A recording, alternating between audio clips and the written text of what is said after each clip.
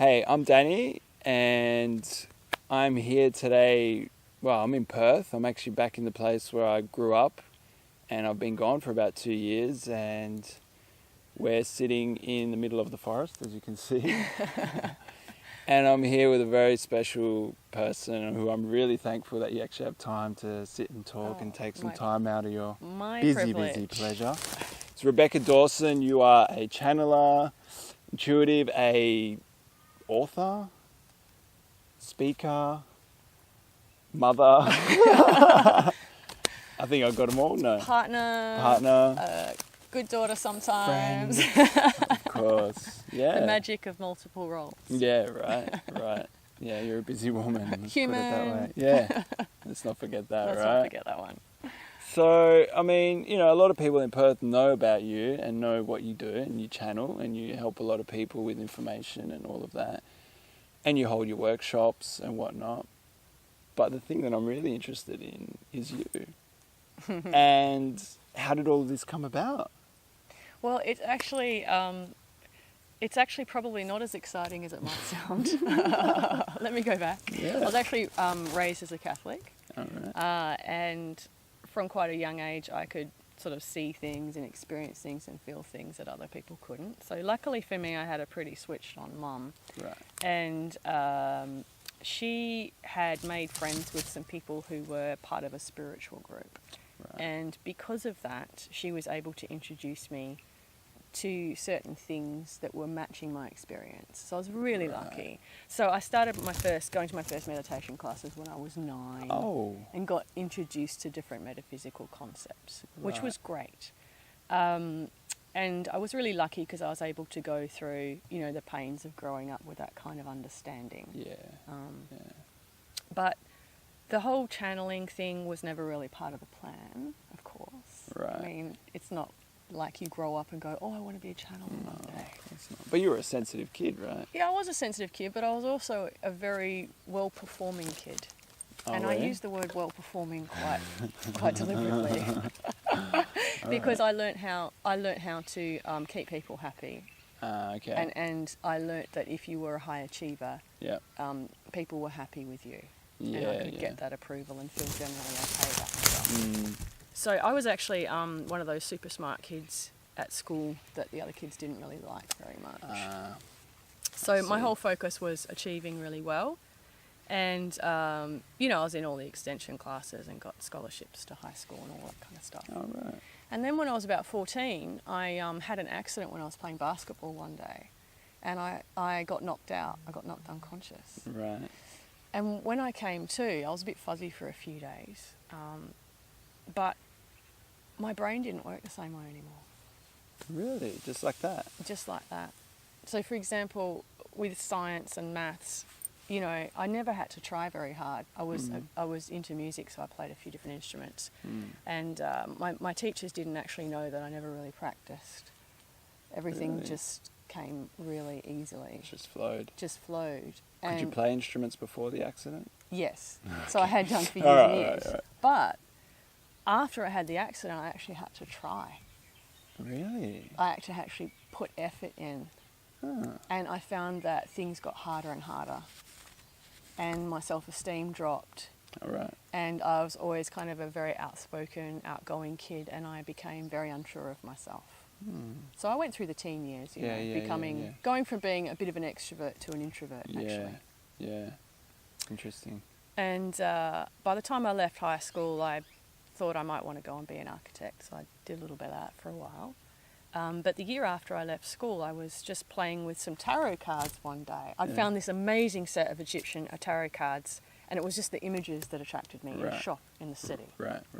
And I took these cards home, and my older sister, had just moved back home. She'd broken up with a boyfriend, and there was a bit of drama there. And I sat down and I said, let me do a tarot card reading for you. So I sat there, and all of a sudden it wasn't me speaking anymore. All right. And I felt really huge, like my head blew up. I felt a lot of pressure in my head, and I felt like the Marshmallow Man off Ghostbusters. Yeah. Stay puffed. Yeah. And by the time I came out of it, I thought it had been about 10 minutes, and apparently it had been an hour. And I couldn't remember what had happened, but we'd gone through apparently all of these past lives and all of this information about my sister. Really? Yeah. So that was the first. That was the first That time was it it. ever happened. And there was no, like, nothing leading up to it? You weren't Nothing leading feeling up to it. energy or anything beforehand? Oh, I mean, I had many experiences before that of, you know, being dressed in white, coming to my bedside during the night. And, but I didn't realise that that's what it was leading to. Right. So, of course, the confusion after that was, well, what do you do with this? Mm-hmm. And at that time, the only people that there was any awareness of that were doing anything like what I was doing were people who had earned their way there. Mm-hmm. So much older people, you know, dressed in white and very serious spiritual sure. types. So I went and got some advice from some people who were in that realm. Mm-hmm.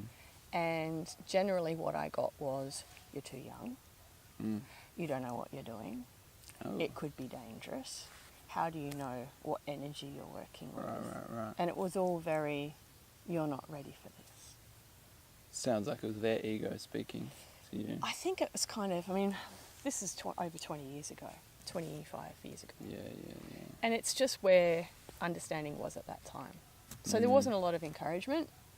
Yeah, for sure. So I thought, well, I've got to go and get a mentor. I've got to go and try and find somebody who can teach me this stuff. Yeah. Yeah, no, that didn't work out so well. Pretty hard to go and find a mentor, you know what I mean? What's the criteria? Where do you find someone like that? Well, you know, there are people around, but again, who's willing to take on someone that's 18? No, not many people. You know? No, of course. It's a stab in the dark, really.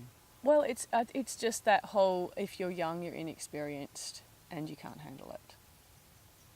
Yeah. Which I can kind of understand. So I gave it a good crack for a few years. I travelled a fair bit. I went to the UK and I did things like cleared ghosts from houses and oh really? did a few, you know, did that stuff? Oh yeah, spirit circles, you know, sit there and channeling and all this kind of stuff. Oh yeah, I did all of that. But it just, again, the age was against me. Yeah. So I actually got to a certain point where I decided that I didn't want to channel anymore. Okay. And I actually went to a spiritual practitioner and got them to shut me down. Really? Switch it off? Yep. So I was in my early 20s. And I said, you know, I want to be able to go to a pub without feeling everything. Right. I want to be able to have a normal life. Yep. I want to have a family, have kids, do normal stuff that people do. Because I also realised at that time that once anybody knew about what you could do, people were either afraid of you or they wanted something from you. And the Rebecca actually fell behind. Well, it's like there wasn't room for a personality, right? Yeah. So that's what I did. So I went off and had a normal life for 10 years. And then I was very conscious and deliberate about when I wanted to start again. Really? Yeah. So you had a 10-year gap there. And what did you do in these 10 years? I travelled. Yeah. I gave myself permission to disidentify. So I had lots of time away. I did spend some time up in Bali for a couple of years doing nothing but meditating. Very cool. Tried to get into an ashram there too and they wouldn't have me either. No? No one would have me. Not even in Bali? Not even in Bali. Oh for my God's sake. At that time in the world, spirituality was something you had to earn. And when you think about that, people look at you in a certain way and have certain expectations of you. You're supposed to be beyond human. Absolutely. Or You're supposed to superhuman. be floating around in a white cloud. Right? Yeah. No flaws and no room for error and all of that kind of stuff. Well, this is great. This is what we're actually talking about here, you know? That's it, right? We're all human. Yeah. Yeah. So what I found was that even, you know, around the age of 19, 20, 21, is that when people realise what you could share with them, they treated you differently. And I am actually really, really glad and I can see it perfect now, that A, I didn't have a teacher or mentor, and that B, I made the decision not to continue on at that age. Because it would have been so easy to have been put on a pedestal. Right. And at that age, you're looking for your identity. Yeah. And if I had have continued with that, everybody around me would have constructed that identity for me, and I would have gone, this is who I am. And instead, I did the opposite. I disappeared where I knew nobody for quite a few years. Right. Lost my identity. Yeah.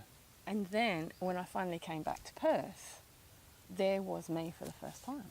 Interesting. Yeah. So that's what's enabled me, I think, to be able to be a little bit more real and accessible in this kind of realm. Right, and you're more knowledge. relatable as a human, right? Because you've developed that human side of you. Well, I'm just not interested in the whole hierarchy around spirituality. I don't want people to see me in that way. Is there a hierarchy? Well, there isn't. Yeah, exactly. Well, there is a constructed one, though. Yeah. And we do need to be mindful of that. Yeah, and even if people, like Danny, we can sit here and say, well, there isn't a hierarchy. We know that. And that the whole point of spirituality is to come into unification and totality. Right. But there's a hell of a lot of constructed pathways that are set out for people to follow. So I am quite sure that if I'd continued on in my 20s, I would have a completely different version of myself than I do now. So well, thank you for taking time for yourself and switching off. I mean, and I can totally relate to it because I was super sensitive as a kid. And I remember in grade 1, there was a specific thing that happened and my parents actually were quite disconnected. And I was being made fun of, I was being called too sensitive, this and that. And there was a point there where I actually switched off. I switched off. And only now at 30, well, maybe in my early 30s, I'm 34 now, did I actually decide to explore that again.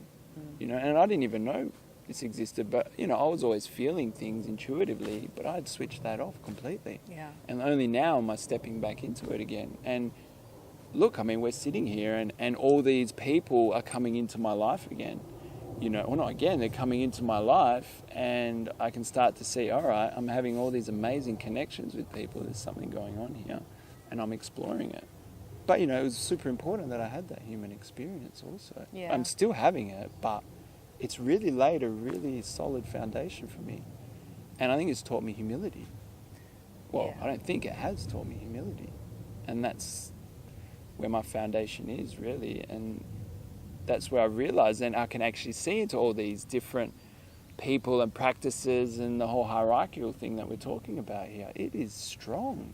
And it really exists. is. Even when you think it's not, it sneaks up. No, It's there. and even you see it, like, it's so funny because even in something as simple as like yoga teachers, I see them and they're like, they're all blissful and they speak very nice and lovingly and many blessings and all of this stuff.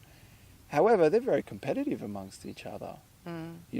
Oh, well, I've been a yoga teacher for this long. How long have you been a teacher for? And they're very, egoic in their own way. And I just think, I mean, that's maybe a stupid example, but it's very simple. And that's the way that they all are. Well, most people, everyone tends to jump into spirituality because I think now it's like it's another scene, like anything else. Well, I mean, it's good that people are interested. It's good, totally. Because remember, people used to only get into it when they were in a crisis or they wanted a problem to be solved. Right. So something interesting is happening in the social fabric if it's Right. now considered something, that's a little bit more than solving a problem. Yeah, absolutely. I mean, that's a cool shift. I mean, it is, and I think whatever gets you into it is great. Agreed. Don't get me wrong. I'm not giving it shit, but I still think that we all need to go within ourselves. You know what I mean? And stop looking for these gurus or other people to teach us the way when really you are your own guru. I mean, we've heard this a million times. I think the day of the teacher is over. Yeah. I think that our generation is here to actually bring consciousness more deeply into the human experience. Whereas my understanding, this was my perspective, growing up and going through all of this esoteric and metaphysical learnings, even within, Catholicism, is that we engage in our spiritual practices, A, to make life easier for ourselves, but also to save us. Yeah. Now, what does saving us mean? Because for me, it meant to get me the hell out of here. So let me do everything that I need to do. I'll follow all the rules. I'll be a good person, and then I can get to leave. Mm-hmm. Right? Mm-hmm. I get to earn my way out. Which is pretty much what got me into it. Yeah. Right? Yeah. Yeah. And yet, what we're understanding now is it's not about getting out of here. It's about really being here. Boom. And actually bringing all that we are to the human experience. Mm-hmm. And it's a complete reversal, and that's why I love the word descension. Mm-hmm. That's why, you know, the team that I work with, they don't like being called ascended masters. Oh. Because it's like we descend into the human experience. Right. Because this is where it's at. Right. I mean, I've never heard descension, but that's amazing. It's exactly what it is. Because otherwise we're just trying to get out. It really is about not trying to get to heaven, but to bring heaven to earth. It's being Absolutely. more. And being more human. And what does more human mean? It doesn't mean being more light than dark. It means being more conscious in the totality of Right, it. right. So look, right. I am superhuman. Yep. Totally. Oh, superhuman. I just heard what I just said. Because I get angry with intensity. Yep. I get happy with intensity. I'm confused with intensity. Mm-hmm. It's the intensity of consciously being with it. You know? It's Yeah. not like not trying to be one end of the scale and trying to be the other. Right. Because that's a false game. Right. Yeah, and that's amazing that you're saying it, because really, I mean, I've been going through this crazy experience where I've gone, like, 2.5 months ago, I went through this whole initiation into pranic living, right? So I'm moving towards breatharianism. So, you know, for those of you who don't know, pranic living, it's like living off, prana is the universal life force. It's everywhere. It's you know, it's everything. And so basically I've been weaning off food, and I've cut my food intake down by about 80%. So I'm only taking in about 20% of what I used to. And I'm absorbing a lot more of the life force that's around us. And especially being here in the bush, this is amazing. I feel so alive, really. So... Can I offer another perspective on Yes, go, please. that? What if I said or suggested that rather than absorbing life, you're starting to emit more life from your cells? I mean, yeah. Well, yes. That all the vitality is in your cells and you're bringing it out. Well, that makes a lot more Activating sense, it. actually. Because I've actually gone into my body and I've actually felt my cells move further and further apart. And it's like there's more space for light. Yes. However, what I was thinking was that I was actually bringing more light in. But what you're saying is that it's emitting out. And that actually makes a lot of sense. A lot Because more you sense. are creation itself. Shit, you just And blew my mind. creation exists in the spaces between. Right. The cells have already Right, been created, right, but where's right. the space in there? Because that's where life comes out. Wow. But do you see how Right. we're so wired into thinking that we still need something external? Right. Exactly. And so it's a huge shift to go from like cellular nutrition from food yeah. to light nutrition from the air, but you can also take it another way. Absolutely. And pulling it out. Because Absolutely. that makes you pure consciousness. I guess it comes down to personal responsibility a lot of the times, and thinking that I need something else to nourish me, that I'm not it. Yeah, Well, right. I am already it. I am enough. I am pure consciousness, right? Mhm. And if I go back and think about Christ, who I really, you know, look up to, and when I think of him, he was just emitting his rays. Of course. And whoever came into his sphere felt Yep. him. Where did those fishes and loaves come from? That's a really good, yeah. Right. From the spaces in between and expanse. Amazing. See, so here's the thing. Even like meditation, it's actually quite a screwy notion, because it's like we're all trying to leave our bodies to come back into it again, right? So we're actually trying to go back out to come back in, when really I feel this human experience is about being here and being in the body. This is what we came here for, Absolutely. right? The body is the portal to the all. Mm-hmm. So I always like to think of the body as not as housing the spirit or housing the soul, but it's actually the doorway to the cosmos. And we do so much to deny the body or control the body instead of just diving in. Right. Everything's distraction. Totally. This is it. Wow. Yeah, absolutely. This is our time machine. We can actually go anywhere in this thing. That's what's been forgotten about humans. That's what the body was designed for. And this is my journey, is to actually not just talk about it, But do it. do it. And that's what you're doing, and I really feel that with what you're playing with this pranic experiment, is to know that your body is going to really open up and take you to more places. Right. And even as we're saying it, I can feel my body just starting to expand. Yeah. Just with that. Yeah. You know? I mean, and that it is an experiment. This So is what it is. Look around us now. Mm. See, the vibration has shifted. Mm. So is it possible that we're actually sitting in a different dimensional frequency now than we were when we started? Yes. Absolutely. Yeah, because that's what the body can do. Yeah. I mean, it's completely different now. The peacefulness, the calmness. And we've actually done that. We've shifted that. Yeah. So is it us that has actually shifted? Yes, the body can shift between It any can, right? any dimension. Obviously. Although the scenery is still the same. But the light's different. Right. The colours are slightly different. Mm. So from that perspective then, the fact that you look out and you see, I mean, what do you see? Do you see the layers? I see the space between. Yeah. So when you look at all of the leaves and the trees, I always imagine it as a wall of dimensional fabric. And then if you look very carefully, you can start to see through it. And there's a certain sense of ease with that. Yeah, it just Where starts to it's- shimmer a little. It's not a trying too hard, it's actually an easing and letting yourself go with it. Mm-hmm. And it's the space between, well, see, it's like layers and sheets. Yep. Well, because you know, when you step more into your totality, you become very, very visible. Mm. Very visible. That's what's occurring. And I'm leaving trails not only where I am, I'm leaving a trail when I leave places too, you know? And it's almost like I am sort of paving the way for us all to actually speak up, because I'm sort of realised that, well, this is all I am and this is me. And if I go first and show my vulnerability and speak up, it gives everyone else permission to do the same. Well, right? this is the The power difference in that. between being a teacher and being a pioneer. Right. Because, you know, we were saying before that the day of the teacher is over.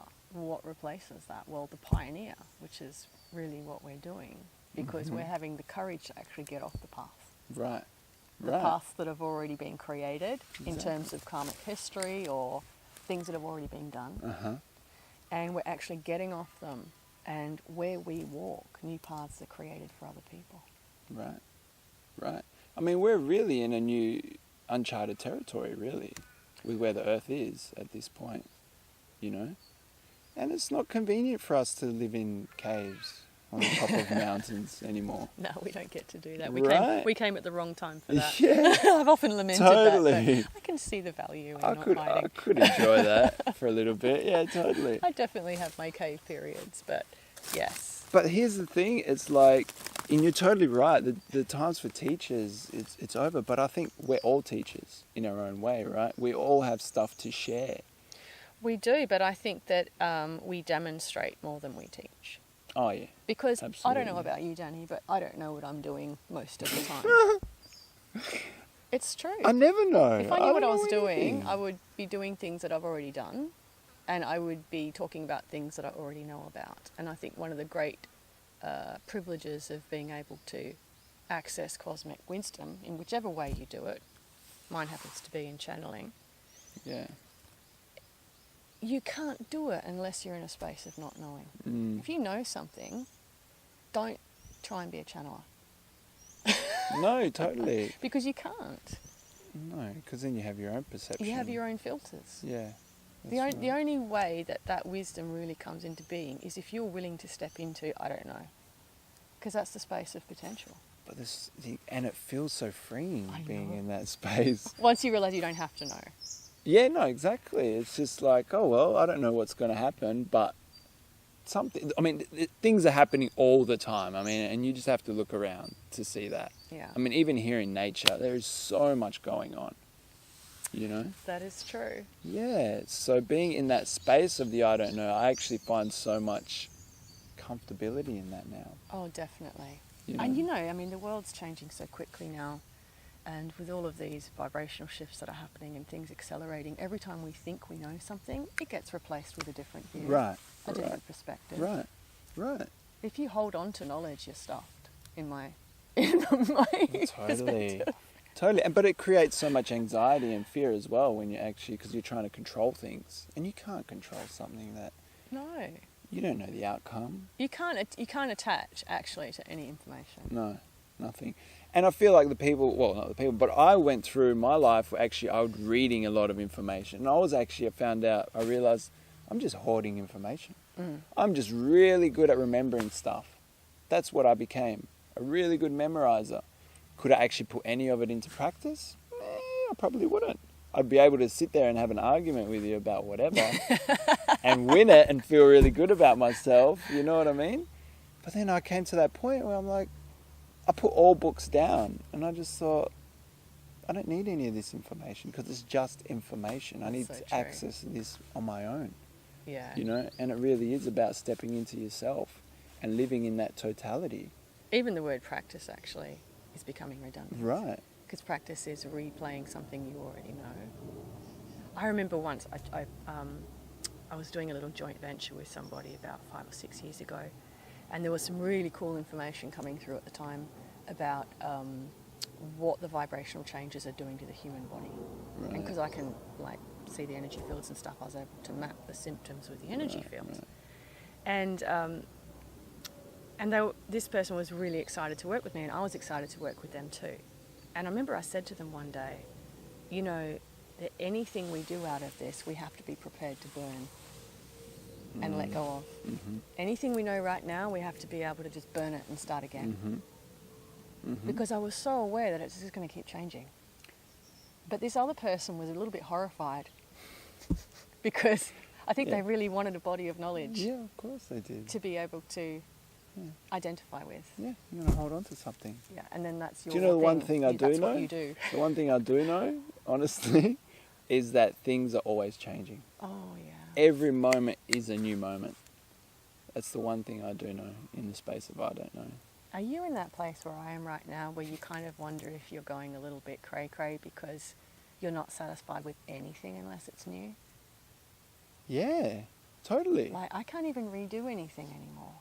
No, I don't want to do things for a second time. I'm in this point where it's just everything is new and I want to experience it all for the first time. And it's really tough. It's creating a big discord with my family. Yeah. Because they want me to be that stable guy. And I'm like, I've done that, but that's just not who I am or where I want to be. And it's just not even the way things are occurring, And and I've just let go of everything and it's just so exciting. It really is. I kind of feel a little bit for my husband and my son because I'm always wanting to do new things. And I think they're a bit bewildered a lot of the time. It's like, but hang on, I thought we were doing this. Because totally. A lot of people find their safety in stability.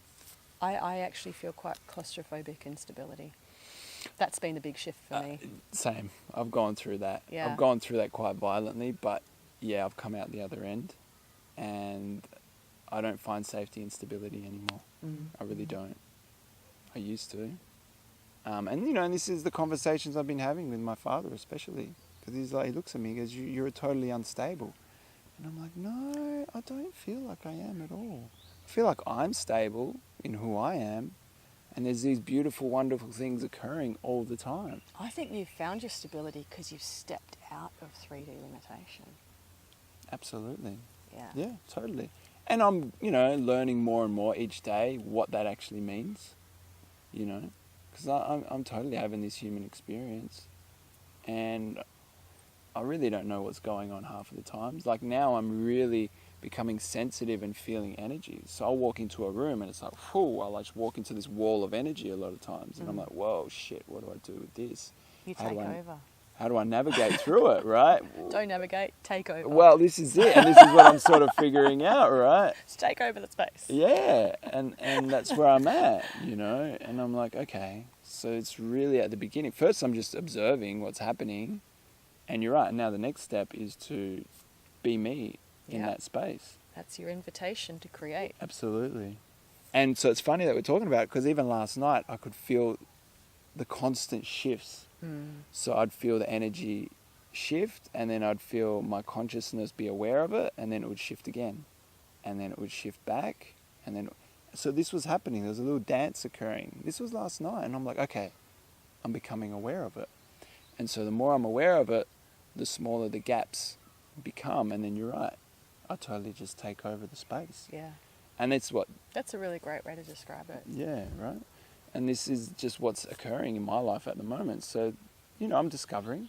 The whole pranic lifestyle is the biggest discovery, the biggest exploratory thing I've been a part of. And I've done some pretty crazy things. And, you know, this is 2.5 months in, and I'm not going to say I'm struggling with it, but there's some ups and downs going on. But the greatest thing with all of this, I thought I was going to totally be ungrounded through this whole process. I thought not eating food is totally going to unground me, and I'm just going to be floating around in space all the time. Total opposite. It's opposite, because this is the time on the planet where you got to be here. You got to be here more. It totally brought me back into my body. Yeah. It totally brought me back in, and it's like I am so aware of everything, every little bite, every little thing that I put into my mouth now. I actually ask it, do you want to be in my body? You know? And my body actually responds, yes or no. And a lot of the times it's a no. And so I'm totally aware of everything that's coming in. I'm totally aware of every little pinprick, every little shiver through my body now. So becoming more conscious physically. Yeah, physically. And it's been quite the process. And I'm only at the beginning of it. I'm at the transitionary period. I mean, I can't imagine where I'm going to be in a year's time. You know? It's going to be great. I love it. We'll have to have another chat in a year yeah, and right. revisit and see what we're doing. Yeah. No, it's great. And I see my mentor, the guy that taught me, and this guy, to me, he's embodying totality, because he really is, he's just happy all the time. All the time. He's just a happy, vibrant, brilliant being. And that to me speaks volumes. He doesn't talk about things much. You can just see it. He's beaming. And I'm like, well, this is it. It's really quite simple. But if we don't believe that it's possible. I love the way you say he's beaming, because obviously his light is very, very obvious when he's in that state. Oh, yeah. And he's always in that state. That's the beauty of it. He's not fluctuating. Are you sure? Wow. The states when I saw him anyway. But he's human too, you know what I mean? Experience. And he's very honest about it, actually, now I think about it. Yeah, he's totally honest about it. You know, but I think he's at a really stable point in his life, you know. Just from what I only met him for 10 days as well. I find the whole concept of stability very fascinating. Because if you think about creation itself, I mean, creation is what consciousness is, right? That's what consciousness does, it creates. And yet, creation itself is quite an explosive action. Yeah, right? Totally. So you look at a supernova, so there's an explosion and there's a death and a birth all at the same time. So creation is never a gentle action. It's really not. No, and I think in some ways we need to embrace that in our human experience, to know that when things aren't comfortable necessarily, that's often when creation is happening. Do you know what I mean? Yeah, I totally know what you mean. And that we're not kind of aspiring for comfort. No, totally. Because I don't know about you, but people I know that are very comfortable don't create a lot. Oh no, they're stagnant. They're super stagnant. Yeah, and this is what life is about, right? Co-creating. Yeah. Honestly, for me, that's the most exciting part of life. This is the joy of being human on this planet, is you get to do it with other humans. It is, because you know what? I've spent a lot of time alone, right? And I'm like, I don't want to go through this alone anymore. You know, I really don't. And that co-creation, it's fun, it's stimulating, it's exciting. It's where it's at right now. Right. And there's not, I know there's a certain amount of joy that can be experienced, and for many people, an extreme amount of joy that can be experienced by being with yourself. Yeah. Because that's the eternal I. Yeah. That is the we. Yeah. But we're on this planet at this time to demonstrate creation. And we're here to demonstrate that as a cooperative species. Right. So this is all about doing it with each other. Right. And you know, moving forwards, whatever we do now, we're actually burning our imprints. Oh, I You know, love and we're the way leaving you it. say that. We always say that. Yeah. Leaving golden footprints Yeah. wherever you walk. Yeah. So walk deliberately. Right. It's so true. Yeah. I love that. All right, Beck. Well, we could be here for days We could. talking. I mean, let's leave this There's a lot of conversation for another day. Crawling around Yeah. just in front of us right now. We They're gotta closing go. in. Yeah, it's time to leave. All right, well, thanks for your time. I really appreciate it. Hopefully we can do it again sometime Oh, soon. I'd love that. The pleasure is mine. Thank you for Thank playing you. today. Yeah, you're welcome. And this is us, and this is the Being Human experience. Yes.